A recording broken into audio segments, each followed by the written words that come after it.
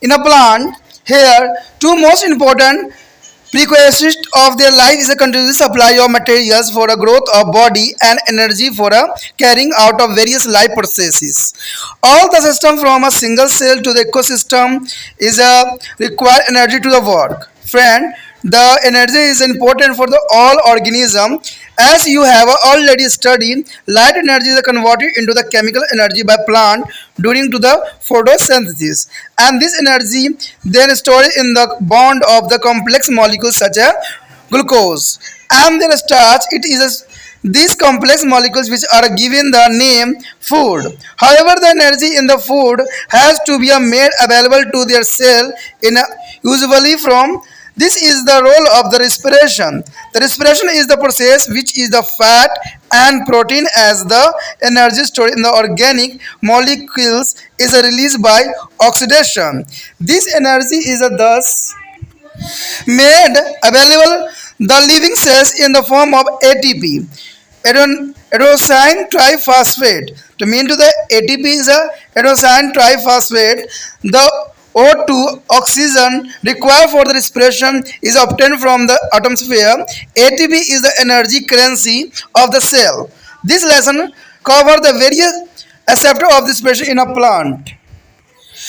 After the complete this lesson, you will be able to define respiration, fermentation, and photorespiration and the respiratory coordinate, and the list the basic element of aerobics respiration and the write the chemical equation representing it, and state the role of the fermentation of industries and compare the anaerobics and aerobics respirations, and draw the flow chart to be show the basic step is the cover cycles, and explain how the energy is actually released and the stored in the form of ATP in the cell.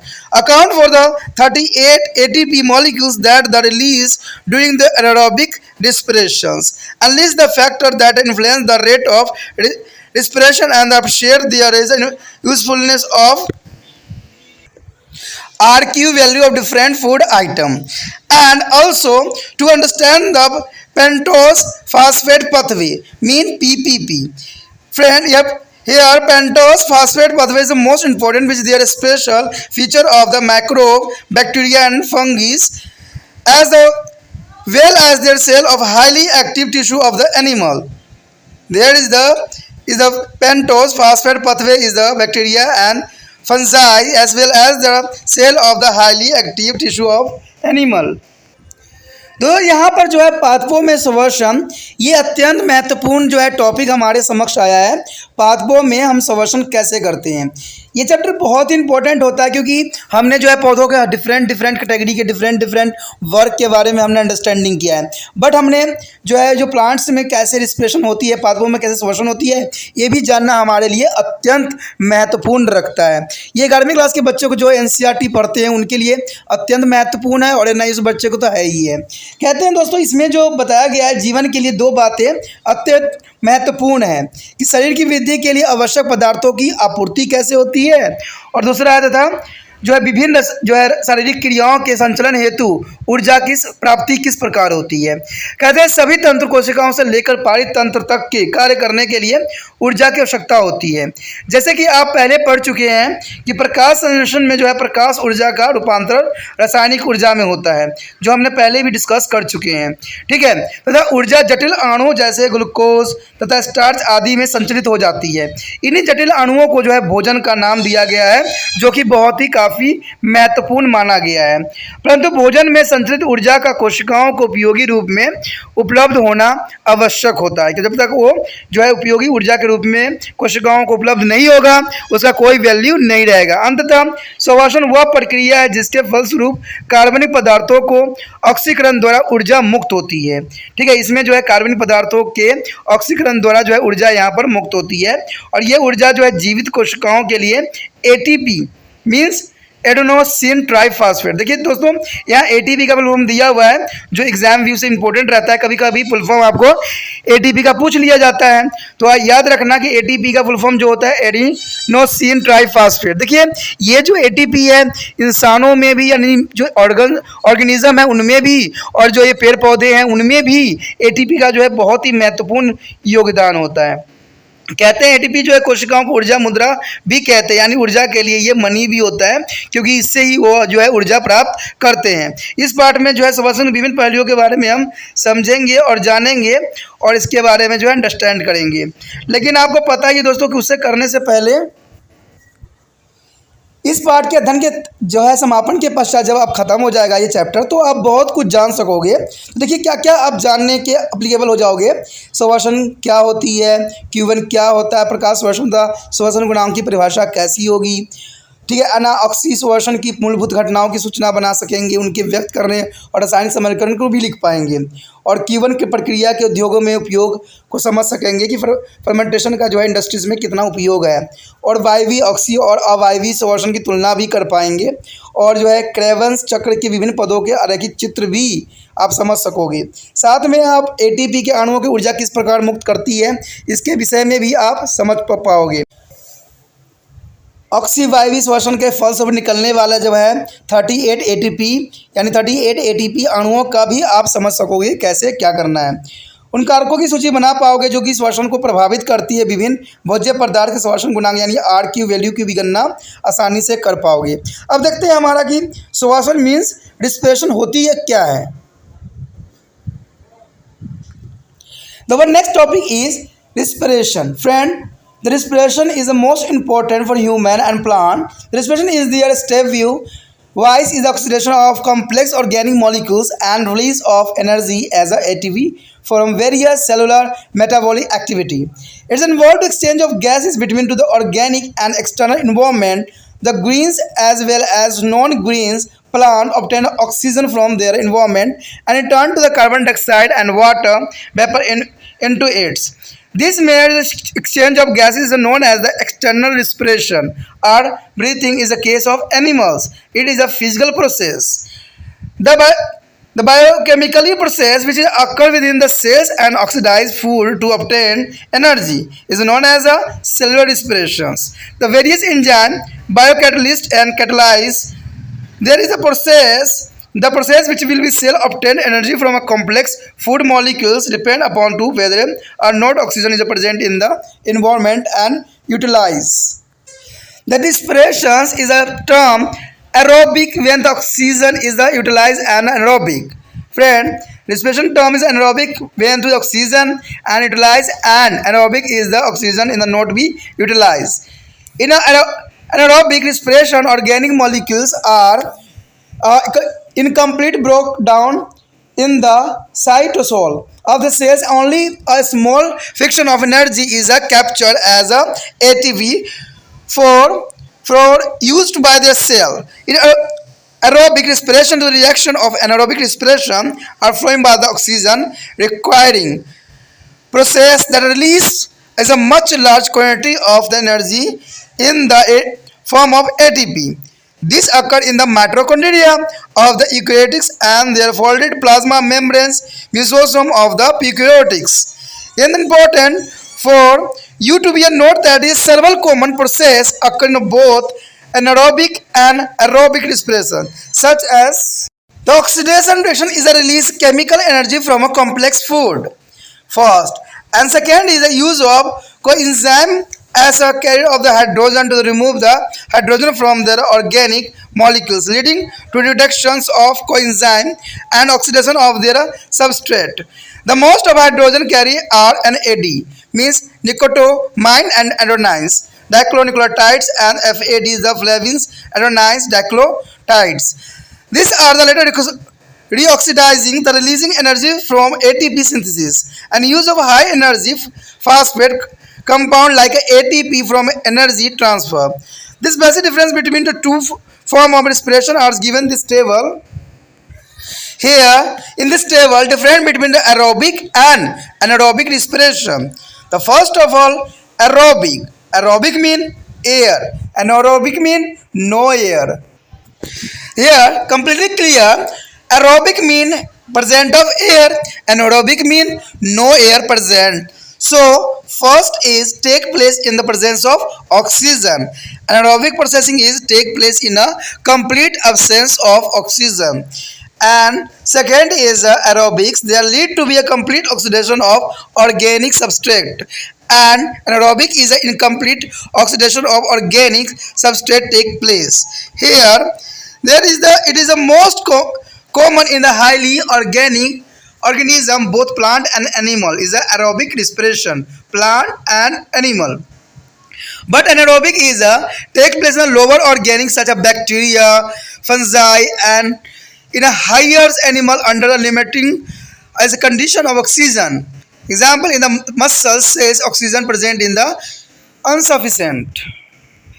Here formation is C6H12O6 is the formation by 6CO2 plus 6H2.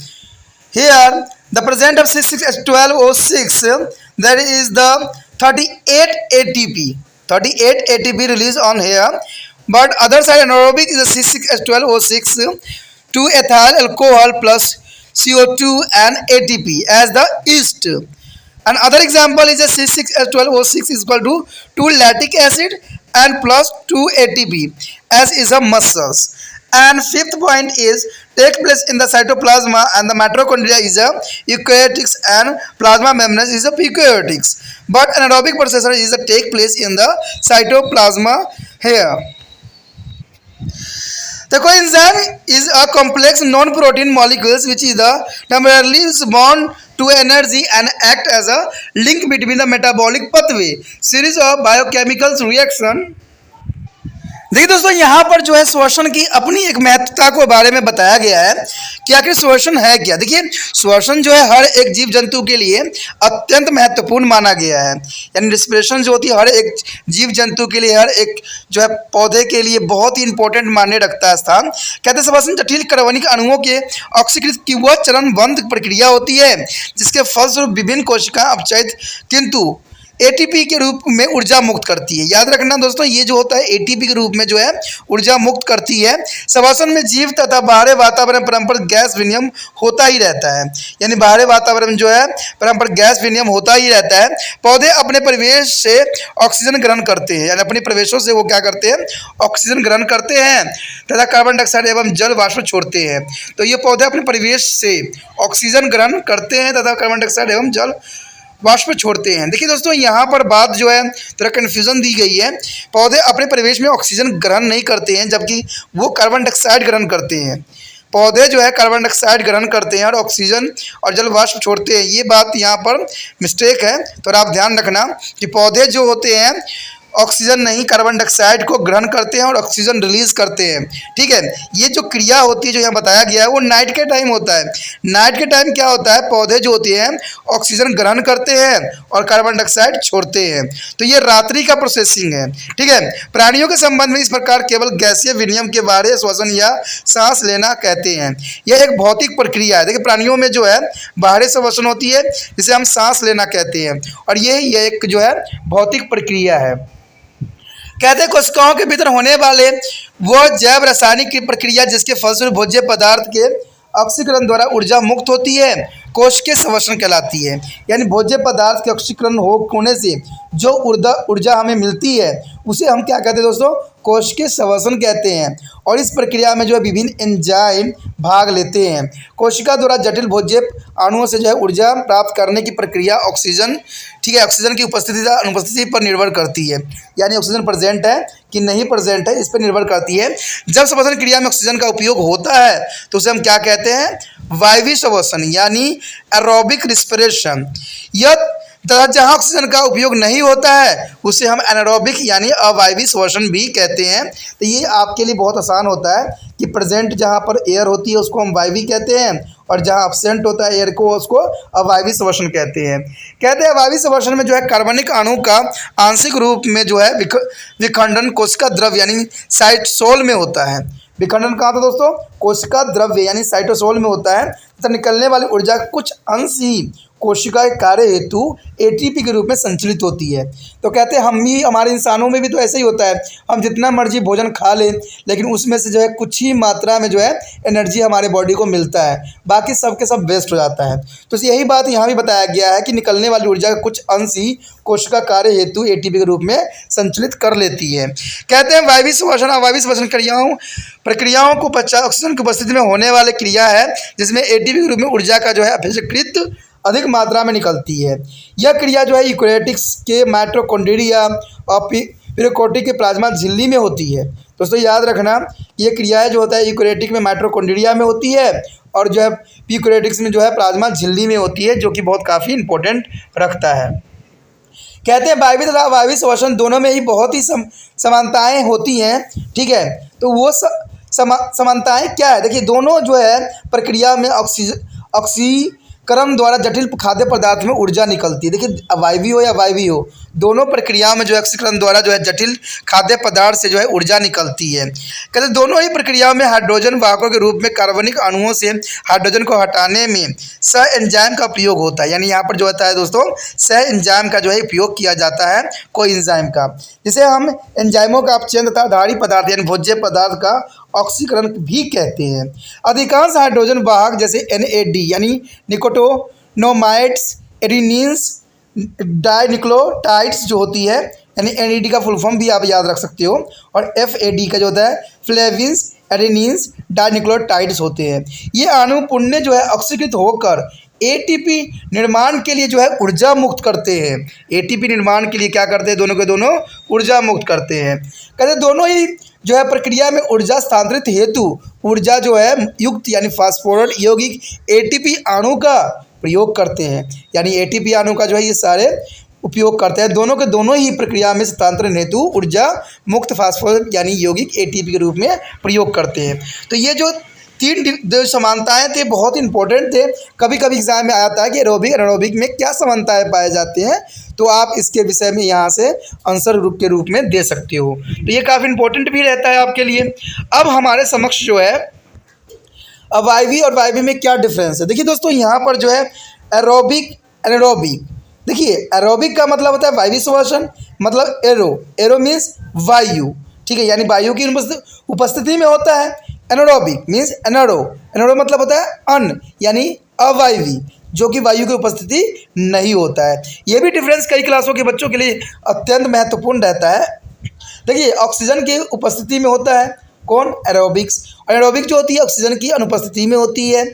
इस प्रक्रिया में जो है कार्बनिक पदार्थ को पुण्य ऑक्सीकृत हो जाता है, यानी जब हम लेते हैं सांस तो उसमें जो होता है कार्बनिक पदार्थों का पुण्य ऑक्सीकरण हो जाता है। जबकि एनारोबिक में जो होता है इस प्रक्रिया में कार्बनिक पदार्थों का आंशिक जो होता है ऑक्सीकरण नहीं होता है, ऑक्सीकृत होता है। यानी देखिए, इसमें जो है सिंपली कहा जाए तो इसमें पुण्य हो जाता है, इसमें आंशिक हो जाता है। यानी हद नहीं होने की सवाल तो रहती नहीं है, लेकिन आंशिक होती है, यानी कुछ ही मात्रा में जो है कार्बनिक पदार्थ आंशिक ऑक्सीकरण होता है, यानी कुछ ही मात्रा में होता है। उसके पश्चात हमारे समक्ष उच्च श्रेणी के जीवों दोनों पादप और प्राणी में समानता होने वाले श्वसन विधि है। यानी ये दोनों में ही होता है, चाहे पादप हो चाहे प्राणी हो। बट जो एनारोबिक होती है यह प्रकार निम्न जीवों में जैसे जीवाणु, कवक, उच्च जीवों में जहाँ ऑक्सीजन कम होती है, जैसे कि मांसपेशियों में भी जो है ऑक्सीजन अपर्याप्त ही रहती है, यानी मांसपेशियों में जो है दोस्तों वहाँ पर ऑक्सीजन नहीं पहुँच पाती है। अब यहाँ पर जो है दोनों का रिएक्शन दिखाया गया है। देखिए यहाँ पर अगर आप देखिएगा तो जो है ग्लूकोज यानी CH12O6 जो है टूट के विखंडित होकर जो है कार्बन डाइऑक्साइड, जल और ऑक्सीजन का निर्माण करता है, जिसमें 38 ATP जो है इस्तेमाल करता है। तो देखिए कितना इजी बात आ गया। अब यहाँ पर जो है ग्लूकोज टूटता है, यानी CH12O6 जब टूटता है तो यहाँ पर जो रिएक्शन होती है 2H2OH होती है, यानी एथिल अल्कोहल में कन्वर्ट हो जाता है और plus carbon dioxide plus 2 ATP ही निकलता है, जैसे ईस्ट में होता है। ठीक है, और यहाँ दूसरा भी रिएक्शन दिया गया है, जो कार्बन, हाइड्रोजन और ऑक्सीजन जो होती है, जब हम ये रिएक्शन होता है ग्लूकोज का तो 2 लैक्टिक अम्ल में कन्वर्ट कर लेता है अपने आप को, 2 लैक्टिक अम्ल में कन्वर्ट करेगा और 2 ATP में ही कन्वर्ट रहेगा। यानी ये मांसपेशियों में जो होता है ये रिएक्शन ऐसे देखने को मिलता है। अब कहते हैं यह प्रक्रिया जो है यूकैरियोटिक्स के कोशिका द्रव्य तथा माइटोकॉन्ड्रिया में तथा यूकैरियोटिक के प्लाज्मा झिल्ली में होता है। तो ये बात इंपॉर्टेंट है कि जो एरोबिक है, ठीक है, वो जो होती है यूकैरियोटिक के कोशिका द्रव्य तथा माइटोकॉन्ड्रिया में जो है यूकैरियोटिक्स के प्लाज्मा झिल्ली में होता है। ठीक है, जबकि एनारोबिक जो होती है यह प्रक्रिया जो कोशिका द्रव्य यानी साइटोप्लाज्मा में होती है। तो ये भी आपके लिए काफ़ी इंपॉर्टेंट मायने रखता है। कहते हैं सह एंजाइम एक जटिल प्रोटीन विहीन अणु होती है जो किसी एंजाइम से अस्थायी रूप से जुड़कर विभिन्न उपचार जो है क्रियाओं को जोड़ने का भी कार्य करती है, जो कि काफ़ी इंपॉर्टेंट भी यहाँ रखता है। तो our next topic is external respirations, gases stain. Friend, The here external respiration mean gases exchange in a plant and atmospheric air move in and out by the simple diffusion take place here through.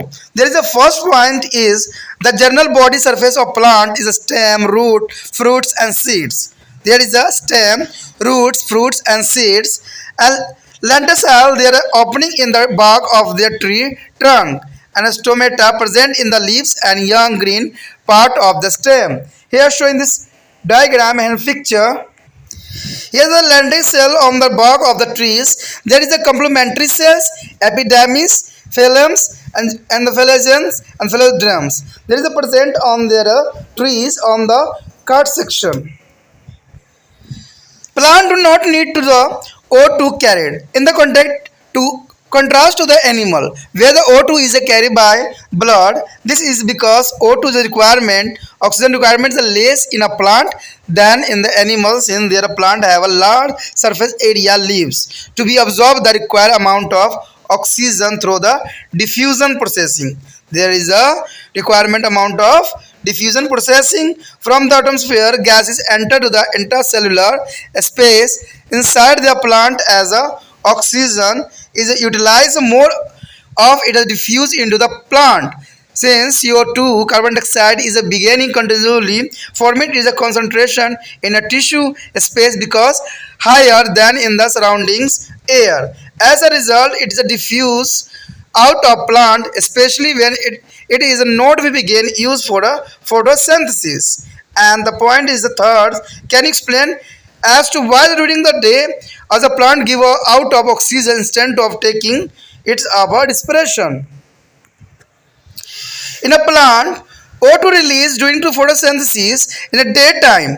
The made up available for their respiration. However, the rate of photosynthesis is higher than that of respiration, and thus the plant give out of excess of O2 in the daytime. However, this release only CO2 at the night as a photosynthesis stop in the absence of sunlight. Animal give out of CO2 at all time. दोस्तों यहाँ पर जो हमारा topic है बाह्य श्वसन यानी gas विनिमय। देखिए यहाँ पर बाह्य श्वसन क्या होती है मीन्स गैस विनिमय।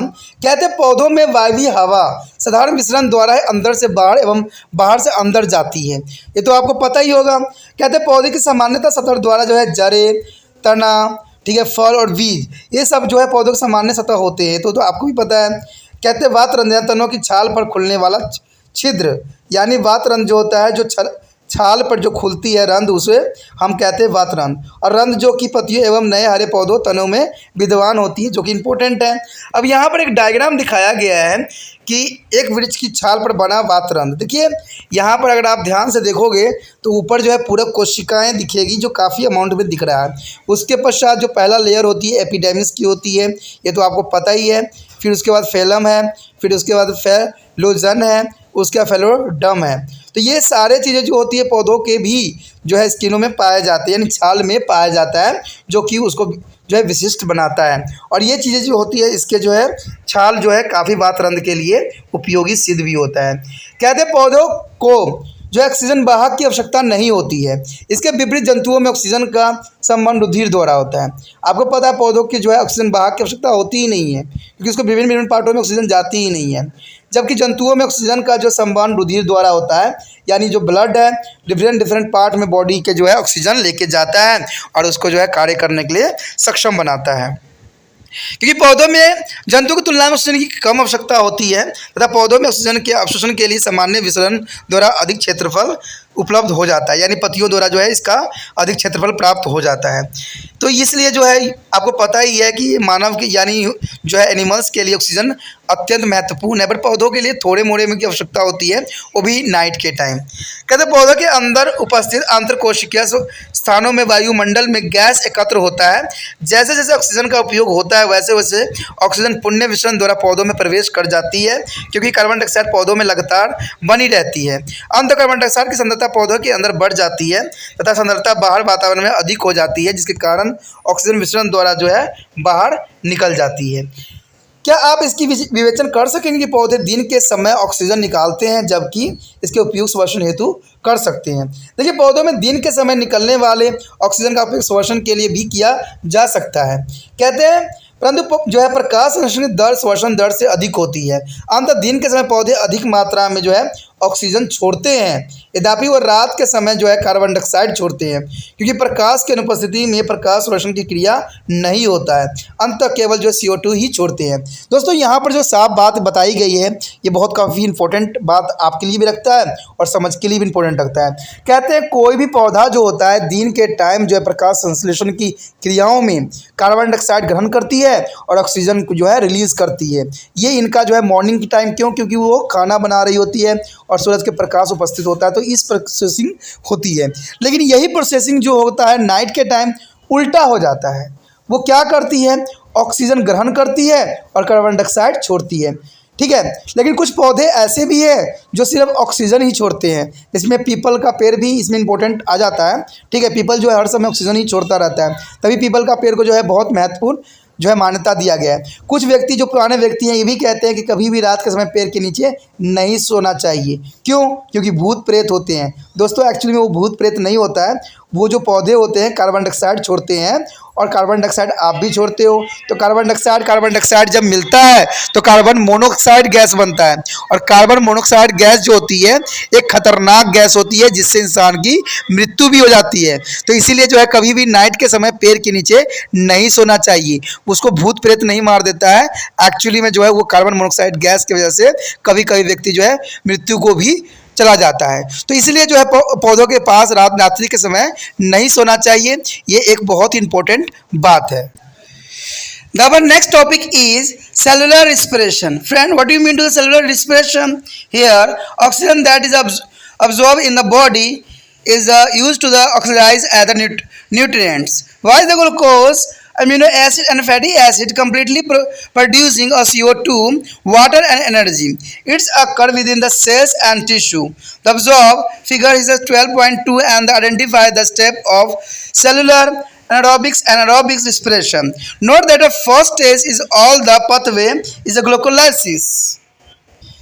Friend, here is important diagram. Glycolysis is come to exam in the all time. There's sugar 6 glycolysing and 2 pyruvate 3C is anaerobic respiration, and the fungi and the yeast ethyl plus CO2 and the anaerobic respiration in an animal example muscles and the lactic acid. There is a carbon cycle.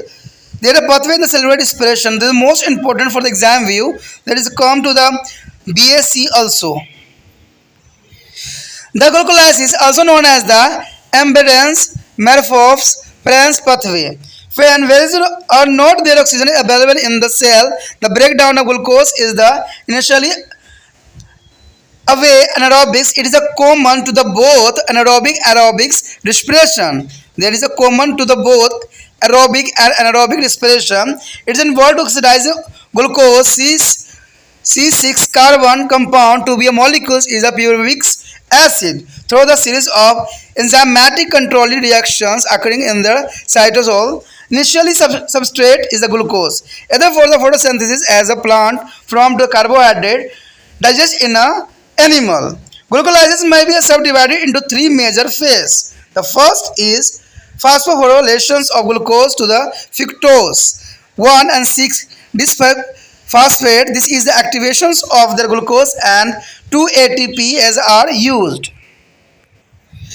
And splitting of this compound into the 2,3 carbon sugar phosphate, which are the interconventional. Note that this is the origin of the term glycolysis, meaning the splitting of the glucose. The oxidizing by the dehydrations of each 3C sugar phosphate is oxidizing by the removal of hydrogen and making a reduced NAD. That is NAD and production of the 2 ATPs. This group of reaction is believed to one of the first energy capturing the reaction which is involved about 3 million years ago in the ascent bacteria, and today is occur is visually all cell of all form of life. Here ATP is divided by the ADP plus PI and plus 30 kJ. So here is the balance of equation here. The glucose ADP glucose 6-phosphate, ATP and ADP, there is glucose and fructose are isomers, and the fructose 1,6-diplofast, there is a activations, and the 3-carbon sugar phosphate is the 3-carbon sugar phosphate is a splitting and NAD positive, NAD plus H positive and 2 ATP. The pyruvic acid is the oxidations and 3-carbon compound. Glucose plus 4 ADP plus 4 PI is a 2 NAD is equal to 2 pyruvic acid plus 4 ATP and 2 ADH. The two molecules of ATP were used up in the initial step of glucolysis. Thus, the net gain of ATP during the glucolysis is a 4 minus 2 is equal to 2 ATP. Also, 2 ADH plus H are produced. Thus, we see that only a small amount of energy is released at the end of glucolysis. देखिए दोस्तों, हमारा जो ये point है कोशिका संवर्धन, ये अत्यंत महत्वपूर्ण है क्योंकि हम इसमें जो है साइकिल के बारे में पढ़ेंगे कि किस प्रकार जो है ये ग्लूकोलाइसिस बनता है। देखिए, ग्लूकोलाइसिस बनना एक बहुत ही इंपॉर्टेंट प्रक्रिया है जो कई क्लासों में इंपॉर्टेंट है। ठीक है, जो बच्चे बीएससी भी करते हैं, ठीक है, उसमें भी ये आ जाता है, जो जूलॉजी करते हैं उनमें भी ये जो है पढ़ने को उनको मिलता है और ये काफ़ी विस्तृत वहाँ पर होती है। ठीक है, और जो चीज़ यहाँ पर वही चीज़ वहाँ पर भी पढ़ना पड़ेगा आपको, क्योंकि ग्लूकोलाइसिस जो है ऑल क्लासेस में रहती है। ठीक है, जो बच्चे आगे बीएससी करने का सोच रखे हैं, जूलॉजी लेंगे, उनके लिए जो ग्लूकोलाइसिस की जो प्रोसेसिंग है वो काफ़ी इंपॉर्टेंट है। ठीक है, ये तो आपको माइक्रोबायोलॉजी में भी मिल जाएगा। ठीक है, कहते हैं आप सोचें ऑक्सीजन का उपयोग जो है पोषक पदार्थ जैसे ग्लूकोज, एमिनो अम्ल तथा वायवीय अम्लों का संपूर्ण ऑक्सीकरण करके CO2 उत्पन्न जल तथा ऊर्जा जो है उत्पन्न करने में होता है। यह क्रिया जो है कोशिकाओं एवं ऊतकों में होती है। कहते हैं आप अगर आप चित्र देखोगे तो उसमें कोशिका संवर्धन वायवीय तथा अवायवीय के विभिन्न चरणों के चिन्हित करेंगे। इन दोनों कोशिका संवर्धन का जो है प्रथम चरण ग्लूकोलाइसिस होती है। प्रथम चरण दोस्तों यही होती है ग्लूकोलाइसिस, जैसे कि चित्र में भी देख सकते हो आप। यहाँ पर शकड़ा जो है सी जो है 6 दिया हुआ है, जिसमें ग्लूकोलाइसिस ही हो रहा है पहला प्रोसेसिंग। ठीक है, पहला प्रोसेसिंग ग्लूकोलाइसिस हो रहा है, उसके पश्चात जो है 2 पायरुवेट यानी 3C में कन्वर्ट होता है। यहाँ पर जो है कई क्षेत्रों में ये विभक्त हो जाती है।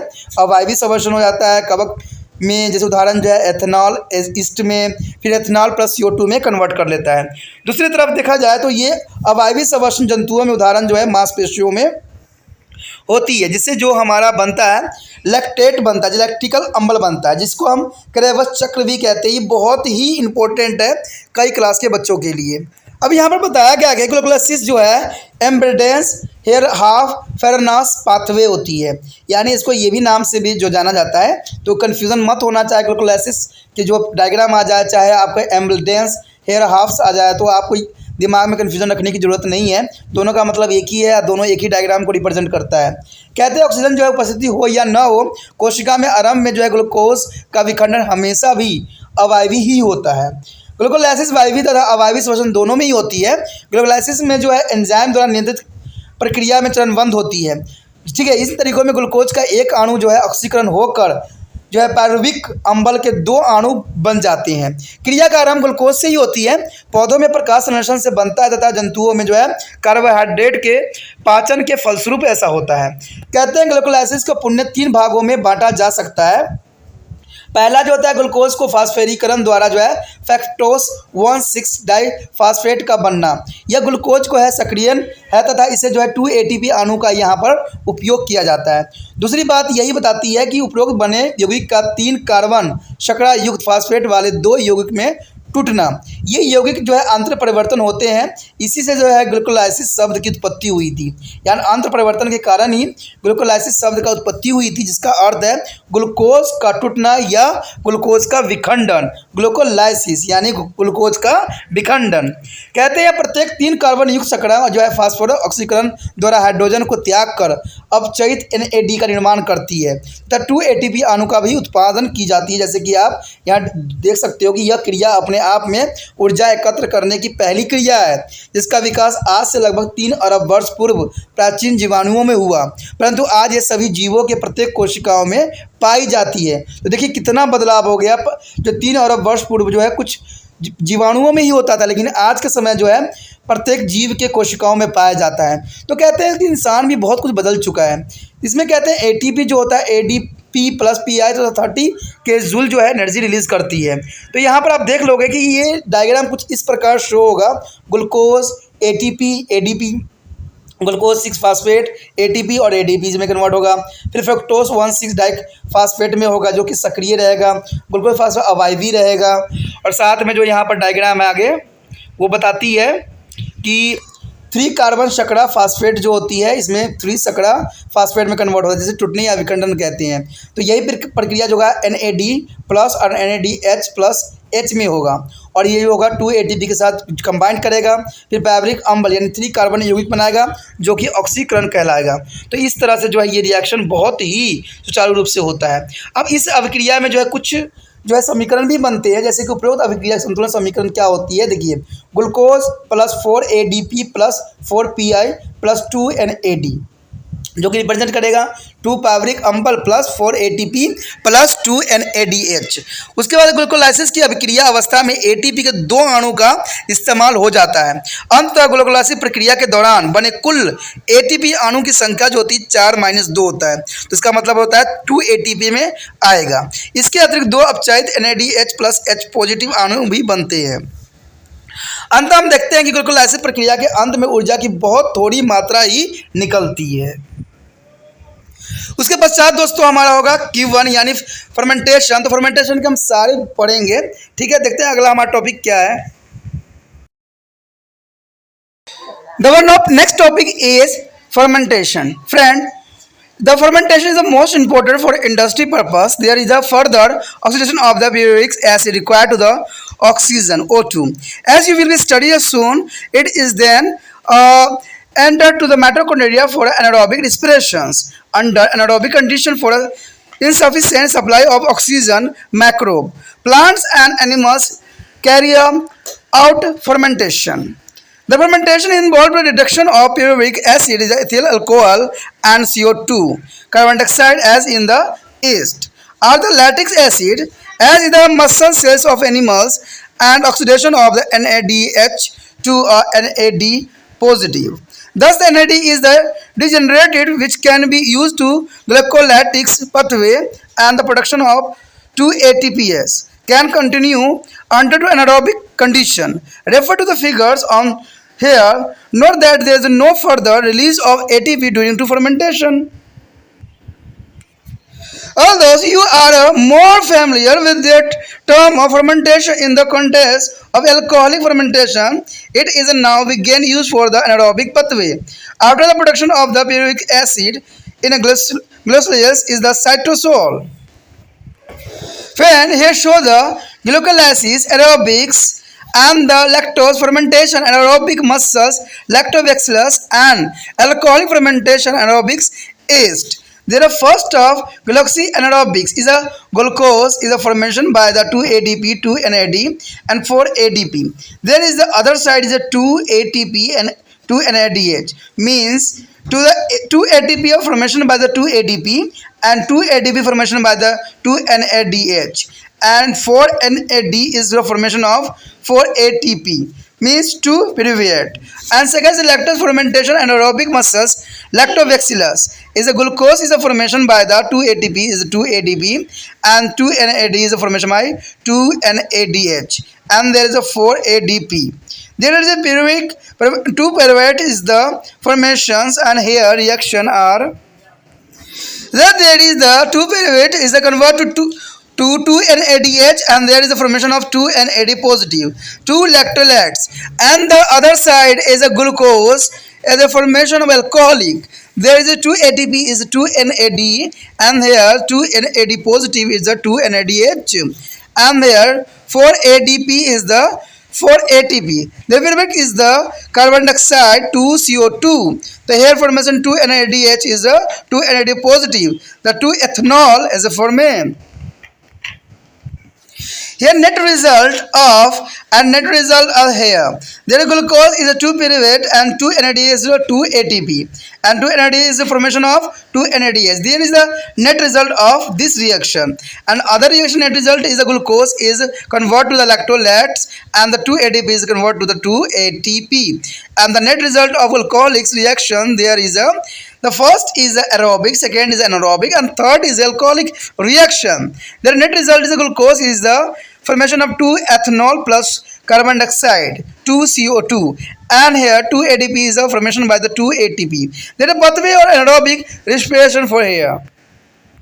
The next is significance of fermentation. What do you mean by signification of fermentation? The fermentation has a number of industrial applications. It is made use of on the large scale in the content of industries. Microorganisms like their different strain of the bacteria and the yeast are cultured in a very large number and used to the various purpose. The first is in a bakeries from preparing to bread, cake, and the biscuit. For this fermentation, and in the various is for prepared wines and other alcoholic drinks, their formation of fermentation procedure, and a producing of vinegars, and in the tannins there is carry of the leather in the formation of their fermentation method, and the ethanol is used to make a gasoline as a fuel that used for the car and Brazil. There is a fifth is in everyday life, fermentation uses the while making of idli, dosa, and bhatura and their dhokla. The kernel is the flour is the maida left for 1 year in the environment because there are somewhat spongy leavings, and this is because of fermentation by there are bacteria that begin to grow in it. As a carbon dioxide escape, it is a cause to the leavings. The fermentation but product give us a typical flavor and the taste to this item. Do you know why the muscle pain during the prolonged exercise? This is due to the accumulation of the lactic acid under to anaerobic condition. दोस्तों यहाँ पर जो है KEYone अभिक्रिया के बारे में विषय में हमने जाना है। देखिए कीवन जो होती है इसको फर्मेंटेशन के नाम से भी जानते हैं, ठीक है, और कीवन मेथड जो है बहुत इंपॉर्टेंट मेथड होती है, इससे जो है बहुत इंडस्ट्रियल पर्पस यूज़ होती है। कहते हैं जो पायरुविक अम्ल का ऑक्सीकरण करने के लिए जो ऑक्सीजन की आवश्यकता तथा आप इसके बारे में जो है बहुत आगे भी पढ़ोगे, आप जानोगे भी कि इसमें है क्या। अंततः इसका वायवी ऑक्सीकरण जो है माइटोकॉन्ड्रिया में ही होता है, ठीक है। अवायवी अवस्थाओं में ये जो है ऑक्सीजन की अपर्याप्त आपूर्ति होती है, और कहते हैं इसमें सूक्ष्म जीव एवं पौधे कीवन क्रिया करते हैं। जितने भी माइक्रो ऑर्गेनिज्म होते हैं और पौधे होते हैं वो कीवन मेथड से ही जो है आगे अपने प्रोसीजर को बढ़ाते हैं। कीवन जो है प्रक्रिया में जो है पायरुविक अम्ल का जो है इथेनॉल अल्कोहल एवं CO2 में अपचयन हो जाती है, यानी कार्बन डाइऑक्साइड में ही अपचयन हो जाता है, और प्लस इथेनॉल अल्कोहल का भी। कहते हैं ईस्ट में अथवा लैक्टिक अम्ल में जैसे कि तंतुओं की मांसपेशियों में भी ऐसा ही होता है।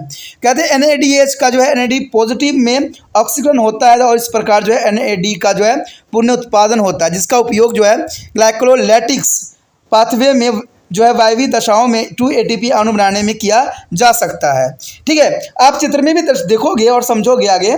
कीवन प्रक्रिया में जो है ATP अणु का निर्माण नहीं होता है। ये बात बहुत इंपॉर्टेंट है कि जब कीवन प्रक्रिया होता है दोस्तों तो इसमें ATP का निर्माण नहीं होता है। ये PMT क्वेश्चन बन जाता है, ठीक है, कि क्या कीवन अभिक्रिया में ATP का निर्माण होता है? तो कई बच्चे तो यस में लगा देंगे क्योंकि भाई ऊर्जा मिल रही हो, लेकिन ऐसा नहीं है। ATP अणु का निर्माण नहीं होता है।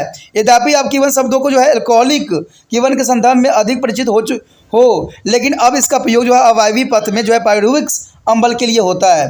तो ये बात बहुत इंपॉर्टेंट रहा है कि अल्कोहलिक में इसका जो है सर्वाधिक इस्तेमाल किया जाता है। यहाँ पर एक फ्लो चार्ट आपके समक्ष दिया हुआ है, जिसमें आप देखोगे जो ग्लाइकोलाइसिस है जो वायवीय श्वसन द्वारा होता है, लैक्टिस कीवन होती जो अवायवीय मांसपेशियों के द्वारा होता है, और अल्कोहलिक जो होता है कीवन यानी अवायवीय ईस्ट में होती है।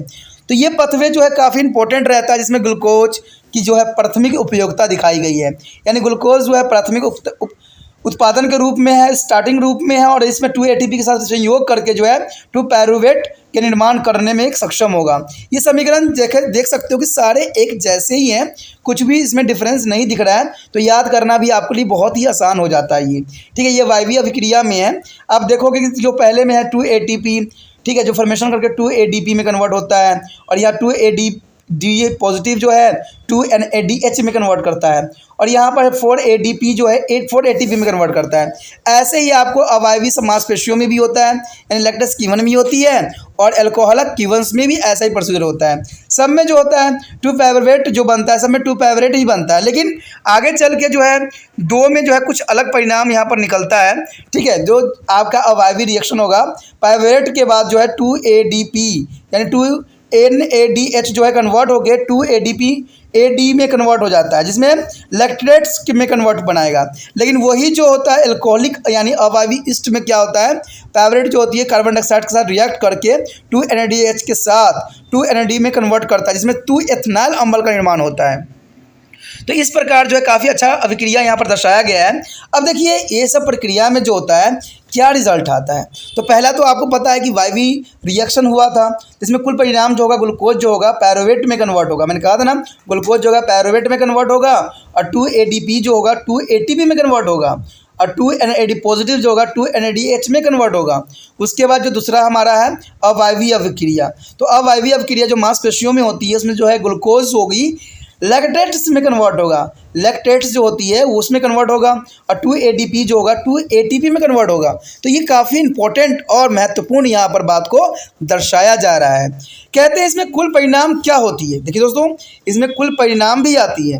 कहते हैं ग्लूकोज जो होता है 2 एथेनॉल में कन्वर्ट होता है, जिसमें कार्बन डाइऑक्साइड की भी उत्पत्ति होती है।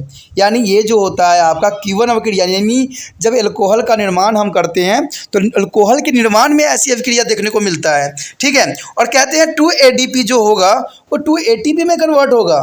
ठीक है, ये सारे जो आपने पथवे देखा है, तीनों पथवे जो है चाहे वो वायवी हो अवायवी हो चाहे अल्कोहलिक फर्मेंटेशन हो, ये सारे के सारे जो है अवायवी श्वसन के पथवे के रूप में यहाँ पर रिप्रेजेंट किया गया है। तो ये काफ़ी इंपॉर्टेंट बात भी रखता है। अब यहाँ पर सबसे महत्वपूर्ण बात ये आती है, जो Q1 का अभिक्रिया है उसका महत्व कहाँ है। आखिर Q1 का जो है हम कहाँ कहाँ यूज़ कर सकते हैं और हमारा किस किस पर्पस में इसका जो है उपयोग किया जाता है। तो Q1 का महत्व के विषय में तो आप लोग भली भांति परिचित ही हो। कहते हैं Q1 प्रक्रिया का प्रत्येक अनेक उद्योगों में धंधों में उपयोग किया जाता है। कुछ उद्योगों में तो इस प्रक्रिया का व्यापक इस्तेमाल ही होता है।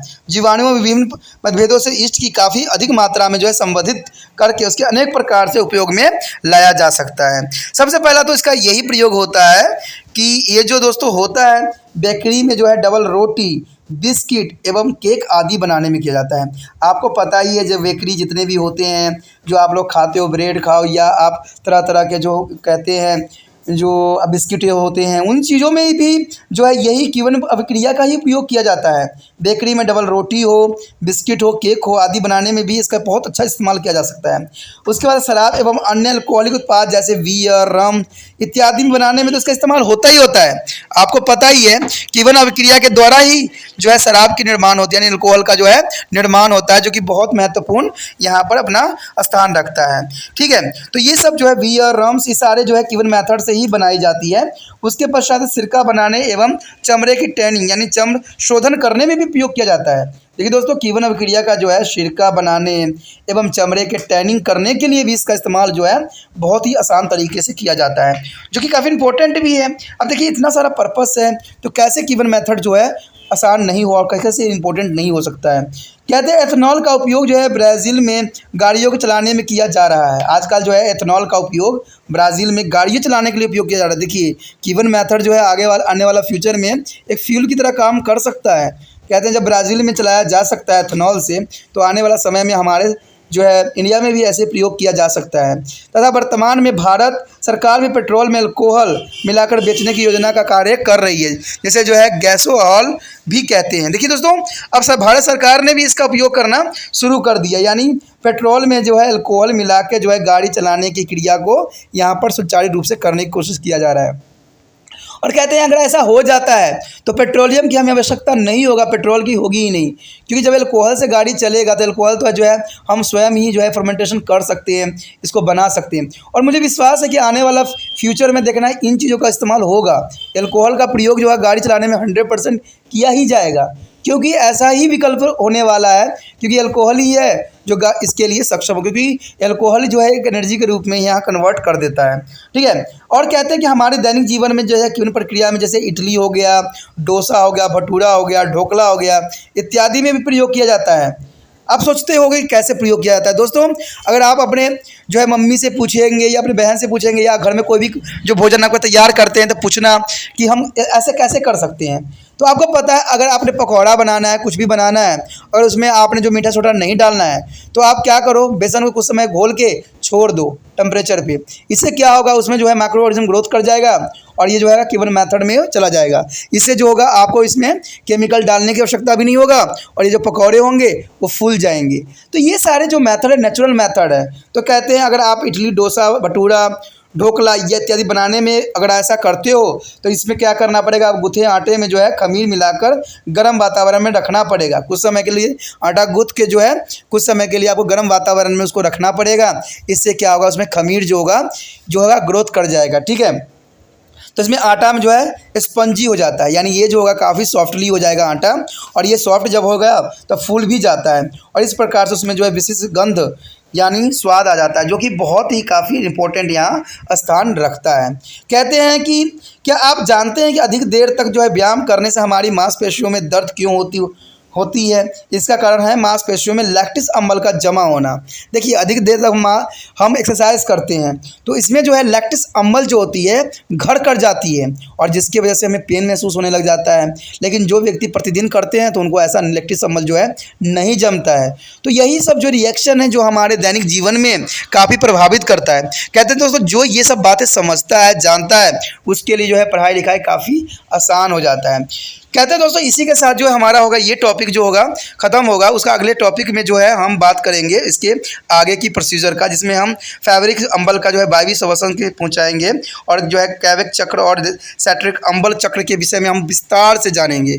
तो ये सब तब होगा जब आप अगला पार्ट देखोगे, और अगला पार्ट देखने के लिए जो है सब्सक्राइब भी करना ज़रूरी है, क्योंकि अगर सब्सक्राइब करके नहीं रखोगे तो आपके जो है मोबाइल पर नोटिफिकेशन नहीं मिलेगा और उस वीडियो से जो होगा अनभिक्त हो जाओगे और वो नहीं देख पाओगे जो इतना इंटरेस्टिंग होने वाला है। ठीक है, तो इसलिए विचार नहीं कीजिए, सोचिए नहीं, अभी सब्सक्राइब कर लीजिए। सब्सक्राइब करके रखोगे तभी जो है मेरा वीडियो का नोटिफिकेशन मिलेगा, अदरवाइज आपके पास जो है नहीं पहुंच पाएगा, क्योंकि त्रिपाण स्टडी सेंटर जो है नहीं नाम कोई जानता है, ना लिखने में बच्चों को बनता है, ना वो लिख पाएंगे। तो इसलिए मैं कहता हूँ इसको जो है सब्सक्राइब कर लेने में ही आपका फ़ायदा है। और दोस्तों, एक बात तो आपको पता ही, जो आपको मैंने बताया था कि मेरा जो है आपको दूसरा जो है हाथ बनना है, और दूसरा हाथ तब बनोगे जब दूसरे बच्चों तक इसको पहुँचाने में मेरा मदद करोगे।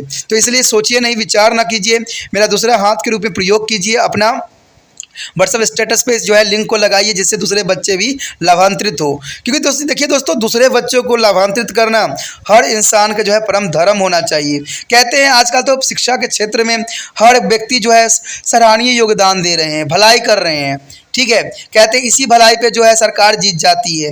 तो आप जो है अच्छा कोशिश करके क्यों नहीं आप जो है रिजल्ट में अच्छा जीत लोगे, अच्छा प्राप्त कर लोगे। आज सरकार जो है एजुकेशन के सिस्टम को लेके जो है अपना जो है दिल्ली जीत जाती है।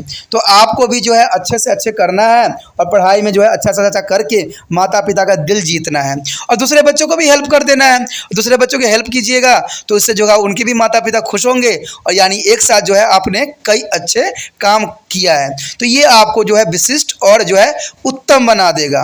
तो ये आपको ख्याल रखना है कि देखना है वीडियो, प्लस जो है दूसरे बच्चों के हेल्प के लिए इसको जो है व्हाट्सएप स्टेटस या आप जैसे भी हो सकता है उसको शेयर कर दीजिए। इसी के साथ जो है दोस्तों हमारा टॉपिक आज खत्म हो रहा है। ठीक है, अगर आपको अच्छा लगा तो लाइक शेयर सब्सक्राइब जरूर कीजिए। अगर पहली बार अगर आप वीडियो देख रहे हो, पहली बार मेरे चैनल पे आए हो, तो सब्सक्राइब करना आपका फर्ज बन जाता है। सब्सक्राइब करने से ये होगा कि जो भी मैं आप क्लास के रिगार्डिंग कोई भी वीडियो डालूंगा उसका नोटिफिकेशन जो है समय समय पर आपको प्राप्त होता रहेगा। अगर सब्सक्राइब नहीं कीजिएगा, अगर आप दोबारा से त्रिपाण स्टडी सेंटर पर आने की कोशिश कीजिएगा तो वहां पर आप त्रिपाण लिखिएगा तो जो है वो त्रिपस कर देगा। ठीक है, जो आप गूगल पर सर्च करोगे त्रिपस कर देगा, जिससे वजह से आप जो है मेरे वीडियो का जो है फायदा नहीं उठा पाओगे। तो सोचिए मत, विचार मत कीजिए, सब्सक्राइब कीजिए। आप सोचते होइएगा कि मेरे जो एग्जाम खत्म हो जाने के मेरा क्या जरूरत है त्रिपाण स्टडी सेंटर से। ठीक है, तो इसलिए सब्सक्राइब नहीं करने की सोचिएगा, लेकिन दोस्तों ऐसा नहीं है। त्रिपाण स्टडी सेंटर जो है बहुत हेल्पफुल है। क्योंकि ये जो है आपके 8th class, 9th, 10th, 11th, 12th जो आर्ट्स के सब्जेक्ट को कवर करता ही है, प्लस जो है ये NIC बोर्ड के जो है 10th प्लस 2 को भी कवर करता है। साथ में BA जो है फर्स्ट ईयर से लेकर 6 सेमेस्टर तक बच्चों के लिए ये अग्रसर रहेगा आर्ट्स सब्जेक्ट में। तो सोचिए नहीं, विचार नहीं कीजिए, काफी जो है तिरपान स्टडी सेंटर का फायदा ही फायदा है। ठीक है, अगर आप मुझे प्रोत्साहित करोगे तो आपके लिए मैं तरह तरह के वीडियो बनाऊंगा जो आपको फायदा पहुंचाएगा। एग्जाम के तौर पे मैं आपको जो है पेपर भी आपको सोल्यूशन करके दिखाऊंगा जो आपके लिए फायदेमंद रहेगा। अगर नहीं सब्सक्राइब कीजिएगा, मेरा मनोबल घटेगा, तो हो सकता है कि आपको फिर दोबारा मैं ना वीडियो बनाऊं और आपको फायदा ना पहुंचाऊं। तो अभी भी नहीं सोचिए, मेरा जितना आप फैलाइएगा, जितने दूसरे बच्चों के साथ शेयर कीजिएगा, उतना जो है मैं आपके लिए कार्य करने में अग्रसर रहूंगा। ठीक है दोस्तों, इसे सोचिए मत, विचार मत कीजिए, अभी सब्सक्राइब कीजिए और अपने व्हाट्सएप स्टेटस पे लगाइए और दूसरे बच्चों के साथ भी शेयर कीजिए। ठीक है दोस्तों, अपना ध्यान रखना, बाय।